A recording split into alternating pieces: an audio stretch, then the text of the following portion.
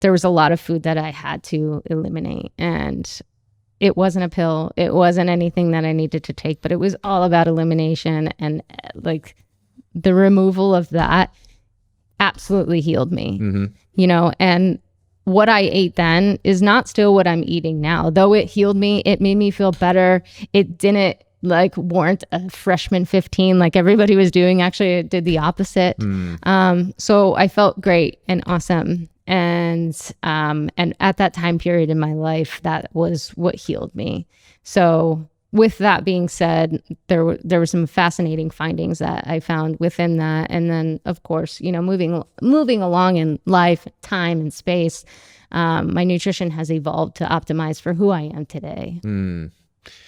There's a really important, well, there's a lot of important stuff there, but, you know, from the nutritional perspective, I think you hit something that's really critical, which is a lot of what constitutes a good diet is what you're not eating, right? It's this removal process. And let's say you got meat pilled on this kind of like carnivore rabbit hole, and maybe you even did like the strict carnivore version for a while, which is what we'd probably call the ultimate elimination diet. Right. But now coming full circle, it's not always about restriction and removal. It's now about adding back in and biodiversity of the foods that you can eat that don't trample on your health. So how do you currently arrive now at this like whole journey of your conceptual framework of like an animal-based diet? What does that represent to you? Because it doesn't sound like it's complete restriction and removal of everything. It sounds like it might need that element to it. And then it's about adding stuff back in. So where's your current stance on the animal-based diet and helping people to find what works for them? Yeah, it's not, you know, it's not in everybody's DNA to sometimes go 0 to 60 like I do sometimes. And so I have to always remember that, you know, not only through the comments and the feedback that I do get from the audience, but also just in my own journey and my own experience with past clients. And I do think it's really powerful to do elimination, and that's of any sort, not only in your food, but also your surroundings. I mean, how good does it feel to do a spring cleaning, or to just, if you're hoarding things, to let go of things? Like, it feels like a legit weight. And you weren't consuming your clothes. You just emptied your closet, but you feel like completely light. So I feel that with that, I feel like if somebody wants a place to start, just start by making things simple. Because the more that you make things simple, the more that you open up other doors to feel what you need. And I think we've lost connection with that. We've lost connection with understanding what we intuitively need and how we need to be nourished intuitively. And so it may be boring, it may be mundane at first, but I think that the more that we can embrace the boring, I think we talked about this a little bit before we did hit record, is just embracing the suck in ways. Sure, it's not crunchy and it's not always fun, or, you know, things that the food industry does now just to get you addictive. It's not those fun, immediate, you know, sort of highs, if you will, from food. It's, you know, it's not necessarily always crunchy. It's just, it's nourishment.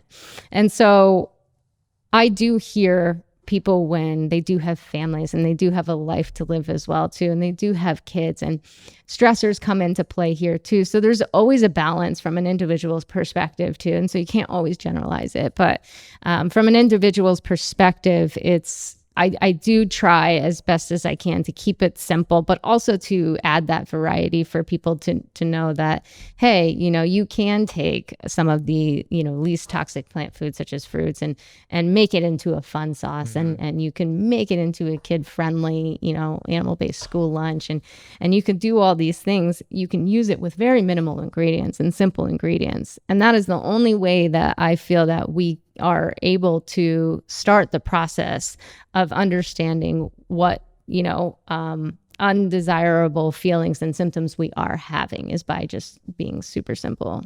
Yeah, I think when initially, like when you try to encourage people on that way of life, it's very like deficit driven to them. It feels like all the stuff that they're missing out on, and they forget sometimes that what's on the other side of that is what they have to gain, which is health and vibrancy back, or the cycle, or the vitality, or reversing something they've dealt with, like celiac disease and the issues that come upstream of that, that they've probably dealt with for a decade or more. So it's really empowering people to think about, you know, yes, you're gonna lose out on some of your crunchy snacks potentially. Yeah. There are great alternatives now, especially, you know, as we get more and more in this space and get more Right. popularity. Like you said, everything's popping up now. You can find beautiful pasture-raised pork rinds to satisfy the crunch and all Yeah. kinds of manner of things.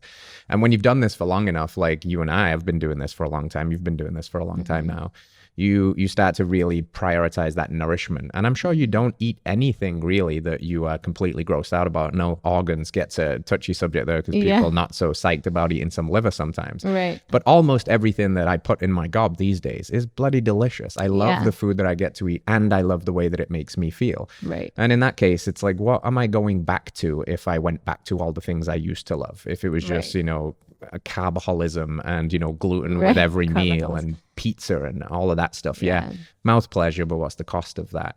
Right. So I definitely resonate with this like KISS principle. Keep it simple, silly, you know, Totally. remove the excess, not just from a dietary perspective, but from a lifestyle perspective. Like when you said think about how good it is to spring clean, I was thinking about how good it is to like have a day where you don't look at your phone, for example. Oh my gosh. And your like social media diet and the news media diet and the email diet, like Yeah. it's all our diet, right? So I think there's Yeah. some real good points in there. Hello friends, if you enjoyed that clip, then you can watch the entire thing by heading to this link over here, or you can find us wherever you find podcasts by searching Radical Health Radio. If there's value here, please hit that like button, let us know in a comment what your biggest takeaway was, and hit subscribe, support the show as we support you. We'll see you soon.